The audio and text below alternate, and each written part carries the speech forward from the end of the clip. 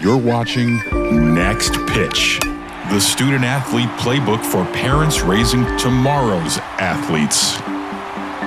Hi, my name's Anthony Leveritz. Welcome to the Next Pitch podcast. On behalf of my producer, Jason Cardona, we're excited to be here. We are doing our first series on student athlete playbook, hopefully helping and providing information to student athletes, parents, coaches about that journey from getting involved in youth sports all the way through being becoming an elite athlete. I am super fortunate to be joined again by Hannah Huesman. Hannah is she's a lot of things, but she's a mental performance coach, has an amazing background, mother of a new baby. And if you've listened to our other previous episode, then you'll have heard a bit of her story. We are so glad to have you back and really dive into the meat and potatoes of mental performance and that journey and how that can be a part of a student athlete and a parent's and coach's life. So thank you again for being here. Yeah, thank you for having me and talking about the thing I love to talk about the most. Well, let's let you introduce yourself again. Just kind of give us your background, sort of as an athlete, what led you to get into, before we dive into the topic, kind of what made you want to do this? Why are you doing what you're doing today? Yeah, so I played sports my whole life. Knew I wanted this to be a massive part of who I was and what I did for the rest of my life. And I actually went to college, and we talked a little bit about that on the last episode, and played basketball, and then switched sports and played softball, and didn't really know what I wanted to do with my future. And so thought I was going to be a coach, thought I was going to be a strength and conditioning coach. And then I was lucky enough to take an elective course in sport and performance psychology, and was like, what is this? Why don't we have this on my current team? It was the last semester of my college career. So I was last semester, senior year. And I was so mad that we didn't have this because I thought it could have made us so much better. And so then I dove in and was trying to do research, figure out where can I go? How can I learn as much about this as possible? And ended up at the University of Tennessee, Knoxville, and got my master's degree in sport and performance psychology and motor behavior, which is a really fancy way of saying how the mind and the body work together to produce optimal performance. And that's what I did. And so I then worked 7 years in Major League Baseball. And a year ago, started my own private practice where I do consulting for professional teams, individuals, and even some corporate work, because this isn't just things that elite level athletes can benefit from. It's like for any human being, right? If you are alive and breathing and performing, so if you're a parent or you have a job, then mental performance can help you. And if you want to become the best version of you, it can help you. So that's what I do. What is mental performance? And you and I talked about this on the phone. There's a difference between mental performance and mental health. Mm-hmm. I don't know if this is the right time for you to dive into that, but what is mental performance? Where does that slide into, okay, this is a mental health issue? Why is mental performance so important in athletics to begin with in athletics? And we'll talk about the business stuff as we go, but why is it so important? Yeah. So great question. There is a difference. And I think, mainstream media, you hear a lot about mental health and this guy's going through this and this gal's going through this, right? And it's out there as far as the mental health side of things. I think mental performance is a little less out there. And so I think it's great to educate ourselves on what the difference is. So basically, the best analogy I heard is think about mental performance as kind of like your strength and conditioning coaches, and mental health is kind of like your athletic trainers and doctors. So mental performance, like why do you go to the weight room? You go to the weight room to get stronger, to get more flexible, more mobility, right? All of those things, faster, core strength. You go to a mental performance coach to get more flexible, to get stronger mentally, all of those things, just from a mental standpoint. Whereas maybe you go to the athletic trainer because your shoulder's sore, or you need to get your knee worked out, or maybe you go to the doctor because it's a more serious issue, right? You broke your ankle or your finger, you got to have surgery, whatever that is. Same with mental health, right? If you have clinical anxiety or clinical depression or eating disorders, right? All the way down to suicidality, right? You go to a psychologist, a therapist, a social worker, whoever, psychiatrist, right? Whoever you need to get you that help. And so there, obviously one's pretty extreme from a health standpoint, and mental performance is honestly to help you become an elite performer. So do you need mental performance to function as a human? No. Do you need mental health to function as a human? Yes, right? And I would argue mental health should probably be your foundational starting point, right? If you have clinical depression, it doesn't really matter how confident you are, right? Like we need to work on that first. Just like if you had a broken knee, it doesn't matter if your left bicep isn't strong enough, right? We got to get your broken knee fixed first. And so there's the baseline of having mental health. And then once you're mentally healthy, then you come to mental performance. And now we're going to make you mentally strong, right? And we're going to talk about mental performance is anything and everything that has to do with your actual performance. So confidence, composure, resiliency, emotional control, even enjoyment, self-awareness, all of those things that impact your performance is mental performance. And that's where you have mental performance coaches. And obviously, like, if you maybe start getting nervous before a game and it starts getting really intense, and then all of a sudden you're noticing like you don't really want to show up that day, and then it's like, I don't want to get out of bed, right? Those nerves can turn into clinical anxiety, right? And if not handled and worked on, just like if you're working out in a wrong way, it can cause an injury, right? And then same concept, but they are two different things, but they can, mesh and ebb and flow a little bit here and there. But yeah, that's mental performance. And so I specifically am a mental performance coach. So I went to school for sport and performance psychology. I did not go to school for therapy and clinical psychology, if that makes sense. So there is as you said, there's a cross section there, right? Where the two things can come together, right? So when anxiety becomes about going to practice or going to a game or wherever that anxiety comes from, that translates into a problem. How, and if you don't feel comfortable answering this question, I understand, but how do parents recognize the difference? How, and if they do, how do they advocate for that child? Let's just take you start seeing a 6th, 7th grade kid, good player, good athlete, but all of a sudden, oh my God, I'm scared. And where is that tipping point where you think that becomes something that it's not mental performance and it's something that needs to be addressed on a different level? Yeah. Great question. I think it looks different for everybody, right? Like some people have shorter fuses, some people have longer fuses, but I would say in generality, when like the effects you're seeing aren't just to do with the sport, if that makes sense, right? So now if like they get really nervous before a game, okay, that's normal. Well, the next thing you know, they're getting really nervous before a test.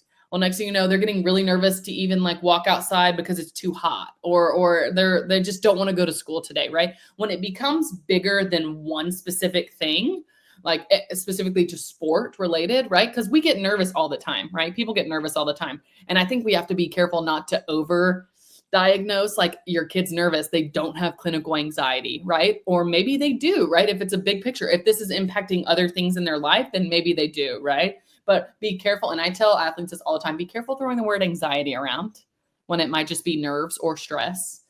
Be careful throwing the word depression around when it's just like, I'm just in a bad mood that day, right? And so I would say, doesn't impact multiple different areas.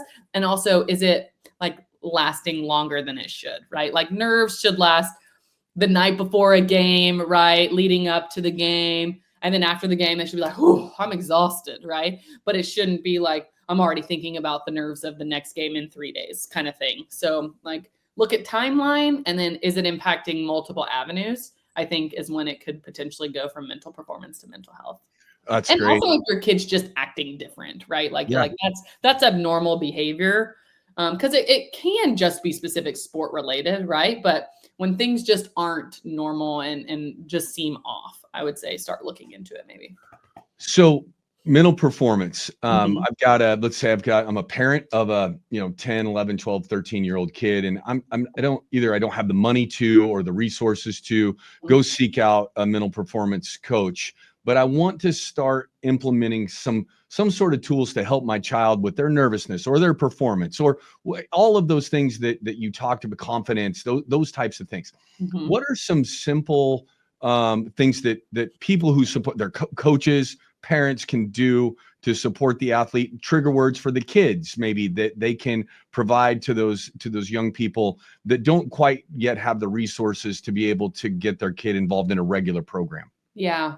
Great question.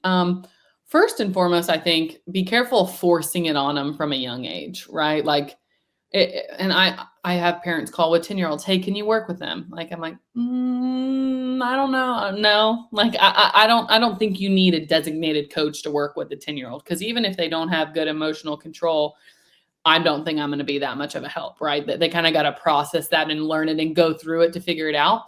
But I think there are certain things you can do. Well, first and foremost, as a parent, you can model behavior. Okay, so never take for granted how much you modeling behavior is going to impact them. So like being consistent in conversations, right? Talking about the things they can control, spending time on the things that they can control versus like, let's go out and try to hit a home run. Why don't you, let's go out and see how much you can hustle, right? Or like how good of an attitude you can have today, right? Reinforcing the things they actually have control over is mental performance coaching at a young age. And then I think talking shop about things, right? Like, hey, are you frustrated? Yeah. Why? Like just ask them questions. Just like talk through things and see what they say. If they're like, I don't know, well, let's explore that, right? Why do you think you're frustrated? And start to broaden their horizons around this concept of mental performance. I don't think you need to like, let's read a book and like talk about confidence as the chapter, right? I think you want it to be a little bit more relatable to what they're actually going through. And just like ask them questions, get them thinking about why are they having this emotional reaction? What's actually going on, right? Instead of just this uncontrollable reactions where, and then it's just over, right? And they don't really get to process it. They don't really understand it. Maybe they don't even like that they're experiencing that or going through that, but they don't really have a choice because that's all they know, you know?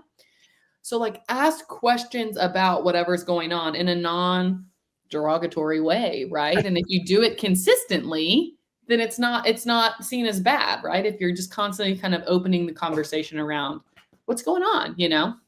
Is there routine that you would recommend for parents? I have a daughter that is has gotten through this now, but when she was a young basketball player, she would wake up second, third, fourth, fifth grade and just be like, it was I don't want to use the word anxiety.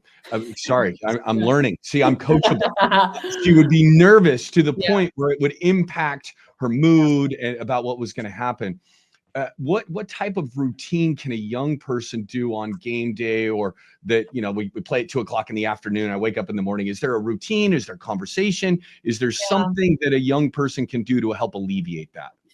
Yeah. I mean, I think if you can take a moment to do a couple deep breaths if you want to, right? Whether that's like right before you walk out the door, whether it's a mantra you want to say to yourself, like, I can do this, right? Coming up with something cool, whether it's somebody makes a little highlight film of you and you get to watch that on game days, I right? love Like, that. yeah, people love that. And it doesn't Yeah. have to be anything fancy, right? It could like just a hodgepodge and a cool song. Like you can, they know how to do that. Kids can probably make it Yeah, themselves. do it for absolutely. Yeah. Yeah. But I mean, little things like that to just like reset. And also like as a parent, you can say, hey, are you nervous? Yeah. Hey, nerves are good. You know what nerves mean? Nerves mean, you know how you have to physically warm up for a game? Like you got to get jumping and do all this stuff. Well, nerves is your brain warming up for the game, right? Mm. Like we're not just chilling, sitting on the couch watching Netflix for the day, right? We're about to do something exciting and we get nervous because we really care about something and because it's important. And that's exactly where we want to be. So it's almost creating this culture in your own home that nerves are good, because nerves mean we're going to go do something that's pushing us and that's going to make us even better than we were before. And that's an amazing characteristic to have. So normalizing nerves is kind of step one in y'all's, and then like, don't be like, why are you nervous? Don't be nervous. That's not helpful in any capacity. Mm. It's like nerves are good. You know what that means? That means your brain's getting ready. Like, Yeah. let's go. You want to talk it out? You want to be quiet? Like whatever you want to do, great, let's do it. I love it though. Asking the kid, like that's and naming it, right? Normalizing nerves. I like that. The idea that this is a normal thing that I'm Yeah. going through. Yeah. Not weird because you're nervous. I got nervous today before I got on here with you. I think it's a very normal thing that people go through. We're going to come back. We're going to take a quick break. We're going to come back and we're going to dive into mental performance for elite athletes, and Great. then mental performance and how that translates into some of the other work that you're doing with corporate America, and how how that can be a benefit, not just if I'm trying to make a basket or throw a ball. Like what does that do for us as people? So we'll be right back with Hannah Huesman right after this break. Welcome back to the Next Pitch podcast. My name's Anthony Leveritz. We are here today with Hannah Huesman, mental performance coach. I don't know why I have a hard time saying that. It ties my tongue when I say mental performance. There we go, mental performance coach. Learning all sorts of cool stuff. We were talking about nerves being normal before the break, and I want to dive in now to becoming an elite athlete. Right? There's playing sports for the sake of playing sports and having a great experience. But then there's people who really want to achieve something great. I want to be one of that 10% of high school students that get to go to college and play. I want to be one of those 2%, part of that 2% that gets a college scholarship to play in college. What age should I really start thinking about adding this into my life? Not just because I'm nervous, but because it's going to help me be better. This isn't just I have a symptom, let's fix this. This is a huge part of who I want to be at my very best. When do I start thinking about that and adding that into my life? And what are the steps that go into that? Yeah, great question. And I think you hit the nail on the head, right? You don't want to wait to start practicing mental performance until you know what hits the fan.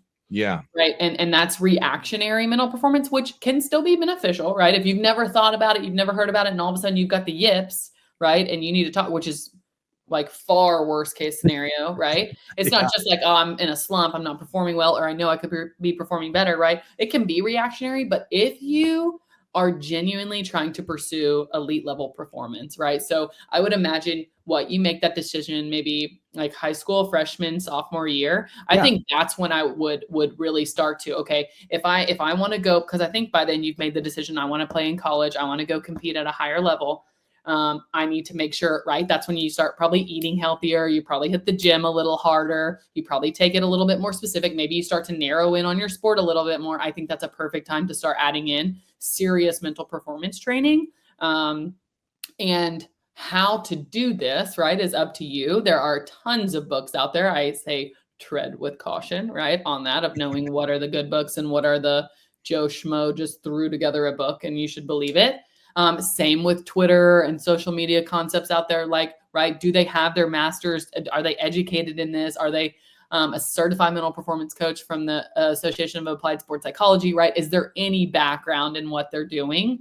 Do they have any experience? Like, that's where when people are like, how can you tell if somebody's a good mental performance coach or not? I was like, well, first, look at their education. Second, look at their experience. And, if they haven't been somewhere long, be careful, right? And not everybody has the same, this is what's challenging about the mental performance world. Not everybody has the same background and coming up, but if they have what you think you need and you think they can help you and you go talk to them and they have a good vibe and you like it and it's not just a really, really good sales pitch, right? There's actually depth. That's where I think people get screwed over, is when somebody has an incredible sales pitch and then you start meeting and there's nothing. There's like zero depth. It's like, hey, just believe in yourself. If they aren't helping you find the depth, I call it the bottom of the iceberg, right? How do you believe in yourself? And why is it important to believe in yourself? If they're just talking about you should believe in yourself, then you've missed significantly. So ask how and why. If they can't answer how and why, run the other direction, right? Because they should be able to explain that. But I'd say freshman, sophomore year, be proactive. It's not because something's wrong with you. It's because you're trying to be the best version of you. And you know that mental game is going to impact you for better or for worse. And you want it to start impacting you for better. So start taking it seriously. You can hire a coach. You can read books. Watch Instagram Mental Sweat Monday 1-minute videos on my page. There you go. I was going to say that. Good job. Yeah. Whatever you need to do, but start somewhere, right? And then when everybody's got stuff out on social media, find somebody you like and start following along. And if you have questions, interact. If you want to take it seriously, start getting some lessons. It's just like physical training, right? Like you go do shooting lessons, hitting lessons, whatever you're doing, you can go get mental performance lessons too from a mental performance coach. So you just said something I think is really important, because I've kind of pigeonholed this into I want to be an elite athlete. Mental performance is for everybody, right? That training is for everyone. And so obviously high level athletes need this, but so does everybody else, because you're going to have a job someday, and being able to learn from the sport that you're in, the process of going from not being able to catch a ball to being able to catch a ball, shoot it or dunk it, or all the things that you do in sport. That's a great process, but also learning how your brain works to go from being nervous about catching that ball to being able to do all of those things. Totally. That's going to translate into whatever you do in life. So as a young athlete comes to you, right? Yeah. I bring a young athlete your way, and what's kind of your process that you go through? You don't need to give us all of your secrets here, but what is the process that you go through to kind of figure out a template and a plan for that person? Yeah, great question. I think this is another red flag. If somebody has a cookie cutter plan, run the other direction too, right? Because there are so many mental skills, right? And so if I'm like, okay, Anthony, I don't know anything about you, but let's talk about confidence and why that's important. And then once we get through that chapter, let's talk about resiliency and why that's important, right? I think that's a red flag because you're not getting to know the human. And we talked about that. I can't remember if that was on our last episode. Yeah, on the last episode, yes. But it's so important, right? You're talking to a performer, and usually you're helping somebody who wants help with their performance, and you help them with their performance by understanding who they are as a human, like 100 times out of 100 times. And so when somebody starts going, la, da, da, da, da, da, da, I'm like, great, hold on, let's rein it in, right? Where'd you grow up? What's your family dynamic? How did you get to where you are today, right? The more I get to know them, then I can build a plan for them, right? Where do you want to go? Maybe they don't know where they want to go. Maybe they think they know where they want to go. And so now we're starting to get into this thing. So my first session is I have a free introductory session, right? Where I talk to you and you get a vibe for me. You can ask me any questions you want to know of how we're going to work and what that's going to look like. And then I'm going to ask you any questions, right? And one of the first things for me is I need and want the person on the other end of the phone to be really dedicated in this. Because if a parent just said, you got to go do this, then that's not the client for me, right? Because I think you get out of mental performance coaching what you put into it. And I don't want to waste my time, and I don't want to waste your time or your money or your parents' money, right? Whoever it is, if you're not going to be fully bought into this. But the go-getters are amazing. They're like, no, this is all I want. I want to do this. And so then we'll have our introductory meeting. We'll set a time, and then we'll meet every 2 weeks, roughly, is how I do my work. Because I think just like practice and stuff, you got to give them something to go work on. Then they're going to go work on it, and then they're going to report back, right? Because mental performance coaching isn't just, hey, let's have this unbelievable conversation. You're good.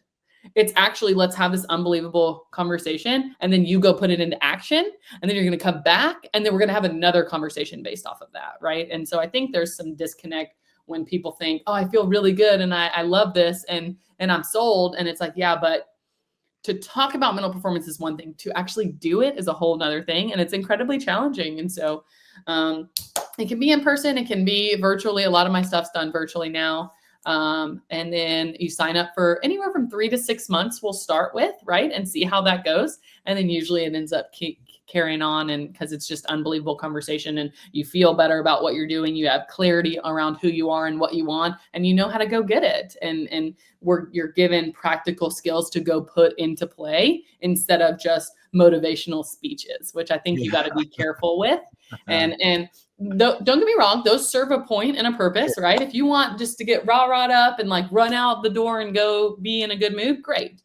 But if you want it to have lasting impact, it has to be so much more than just a motivational conversation, right? Motivation is a part of what I do, but it is not the bulk of what I do, right? Because we're not always going to be motivated. And so what do we do when we're not? So big difference between motivational pump up talks, which are okay in slices, and actual mental performance coaching where you're getting to the depth of the human. And if I do my job well, your performance is going to be impacted, but so is your life.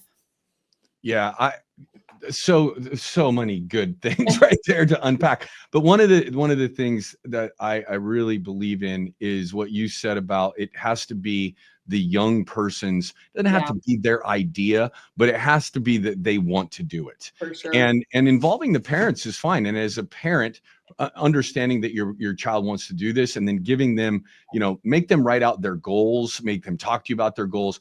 And then you can hold them accountable to what they told you they want, right? But if you tell them what you want them to do, you're going to miss the boat a lot of the times. As you then have transferred these skills from sports psychology to now working with corporate America. I mean, you work with some of the small companies in the United States, like Blue Cross Blue Shield and Blackstone and Yeah. Adidas that I saw on your website. Obviously, some pretty large companies. Yeah. What is that? Because athletics can be the best classroom for life and future work that there 100%. is on the planet, right? How do you take those types of concepts and practices and put them into real life situations in the workplace? Yeah, yeah, great question. At first I thought it was gonna be really like, I don't know what these business people talk about, right? How do they do it? Like, there's gonna be a huge disconnect, and it's actually and continues to blow my mind how much similarity there is, especially like because you're taking elite level performers, right, who are trying to perform at their highest capability and do the best work they ever have been able to do. It's the same in the corporate world too, right? So there's high stress in both. There's high emotional control needed in both, right? There's resiliency needed because when businesses are trying new concepts and doing new things and having hard conversations, they're failing too, right? And so the crossover is unbelievable. And corporate America loves sports. And so they love the analogies in sports. I was just reading an article the other day that it was either 80 or 90% of high up executive women in Fortune 500 in corporate America played sports.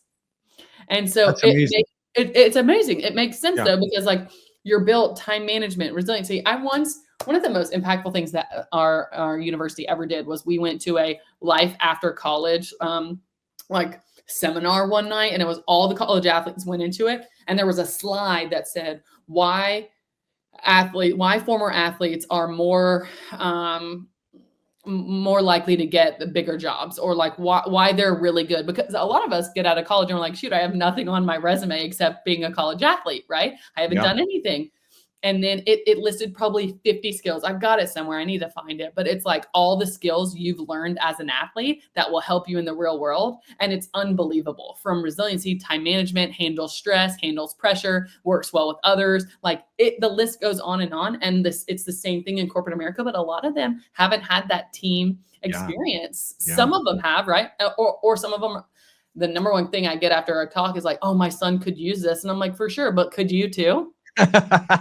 Because you almost have like your dad or mom hat on, and Yeah. you're like, oh, my son needs this. And I'm like, no doubt. And so do you, right? Yeah. Like, but we have this hat on to like go help them and let them be successful. But at the same time, we could use it too. And so it's actually been unbelievable just to see the crossover and how similar they are. Obviously, like concepts are different. There's not really a pep talk needed, in corporate America, but there's absolutely like handling stress, time management, holistic perspectives, right? Do they take care of themselves? Or are they working themselves into the ground? All that stuff. But it's actually been pretty amazing. And they really are corporate athletes. Like they are trying to do the same thing. They're trying to be the best they can possibly be, continue getting promotions, get the raises, be successful, right? The more successful their team is, the more successful they are, right? It's so similar. So it's actually been really, really fun and cool to see all of the crossover in both worlds. Not as different as I would have originally thought. Well, it's something that I talked about with my players all the time. I would not let parents talk to me about playing time or system. Yeah. And part of it is I didn't want to hear it. But the other part of it is that when you get to corporate America, your mom or your dad's not going to be able to pick up the phone and Yeah. call the boss and say, my son or daughter needs a raise, or they want a promotion, or they don't like the person sitting next to them. They have to be able to start learning how to have those conversations For sure. with their coaches, with their teammates, and practicing that in a very safe environment, or should be a safe environment in high school sports, of Mhm. learning how to have those conversations with your coaches, manage the stress and the nerves that come from having those conversations. If you can allow your student athlete to do that young, it's going to help them be way further ahead when they get into that corporate setting. No doubt. I think that's what you have to remember too, right? You're not just setting them up for immediate success, it's long-term success. Yeah. And I know Habits. like even my mom would tell you, I was the firstborn and then my brother was the secondborn, and she kind of probably held his hand a little too long, and she'll admit that. And like he went and he ended up playing SEC football, and was a stud. But then he got into the real world and was like, oh shoot, right? I got to figure this out. And so it's like, how do you balance that, right? And we were talking about that the other day with my daughter on like, letting her fail in certain things, and also like from big decisions when she grows up. Cause my mom and I were talking about like, when did you know to intervene and not intervene? And it was so important on like, there were big things where we were headed down the wrong path and they were like, no. And then there were other things where they're like, if you failed, you failed. Like it was something that you were safe, you were okay. But if you needed to learn that way, you did. And I just love that and think we all have to remember that too. Like we can't just make it easier for them. And I think we're in a world where too many people are making it too easy. I feel like there's about to be a vast switch because we realized all these kids it's like everything's kind of handed to them, and there's a lot of entitlement floating around right now. And now my generation's going to be like, nope, we're like going to, hopefully, at least in this house, we're going to make them work for it a little bit more, but it's like, I'm meeting with kids and people and even professional athletes, and I'm like, how do you not have these basic skills? Yeah. Right. Like you have never failed, which means you've never had to experience how to be resilient. You haven't ever had to experience emotional control. You've never had a doubting confidence because you've just kind of flown through everything, whether it's their fault or not. Right. Like our biggest thing when I worked in baseball was if they make it to the big leagues without failing, we are setting them up for failure in the big leagues. Because if you fail at the biggest stage, it's really hard to come back from that, especially with the Phillies, right? When I was with the Phillies, the fan base is crazy and so hard on them. And it was just another level that they had to work through. But it's something that you just can't let them get all the way to the top without failing. And to do that, you kind of got to let them fall on their face a little bit. But I think that's such an important piece of just life development, right? Not even just sport development. Oh, I couldn't agree more. And I had an athletic director one time that every time he spoke, talked about that athletics teaches you and gives you the opportunity how to learn how to do your best. Yeah. And you're never going to do perfect, right? It's how do you do your best after you've won, after you've lost, after you've succeeded, after you've failed. And I've stolen that from him over the years here, but it's and it's not just about doing your best and making the shot. That's important. Right. Throwing the ball, that's important. But how do you do your best interpersonally with the people around you? How do you lead your best? All of those things that go into being successful in the world outside of sports are the things that you're talking about. Yeah, you can't neglect it. Well, I am, you mentioned your baby, so we're going to be cognizant of your time and we're going to let you go here. But as I do with every guest, and we did this with you last time, so this is going to be a challenge. The first time we talked to you about the crystal ball and going back to when you were 10. Now we're going to take you back to you're a college athlete, and you can tell yourself anything that you want to tell yourself that's going to help you along the way. And I love the first one, and maybe it's the same thing, but if you could tell 18, 19-year-old Hannah something that you wanted to, what would that be? So my younger one was freaking have fun. Yeah, freaking have fun. I like that. I think it could be that too, but I think it could be probably just enjoy the little things. Because like my favorite memories when looking back are the bus rides till 3 a.m. Like the crazy, outrageous memories. They weren't even on the field, right? Like it was the little things, like the hotel rooms, the roommates, the fun nights in the dorm, all those little things. Just enjoy the little things more because you don't even realize that those are going to be the best memories, which I think I did enjoy them a lot then, but it was like, sometimes we always look for like these big things to happen in these amazing moments when really the best part is all the little things in between. And that's what you look back and you die laughing with your friends and you're looking back like, I can't even believe that's what we were doing, but enjoy the little things for sure. That's great. Okay. This is the challenge now though. Okay. So new mom, this is going to become more important to you later on in life. I promise. What is you gave me one last time and it made me laugh. They all make me laugh. I want to hear your best dad joke. Okay. What? Actually, we're going to call it a mom joke. Okay. Mom joke. We should change it to parent joke. I know. No, just for me. I'm going to say mom joke. Okay. All right. Okay. What kind of a cat should you never trust? What kind of a cat should you never trust? I don't know. A cheetah. A cheetah. Oh, get it? I do get it. Oh, it's so good. I'm going to tell it when I get home. Well, Hannah, thank you so much for being a part of our show. I want to do this with you. I think there's so much that we can glean from your experience what you're doing, and I'd love to have an opportunity to talk to you more often. I think people are going to get a ton out of this episode, and I really appreciate you taking the time out of your busy schedule as a business owner and as a mom to be a part of what we're doing. No, thank you for having me. It was a great conversation. I really, really enjoyed it. All right. Well, we'll let you go, and thank you so much for joining us. We'll see you next time on the Next Pitch podcast. All right. See you guys. Thank you.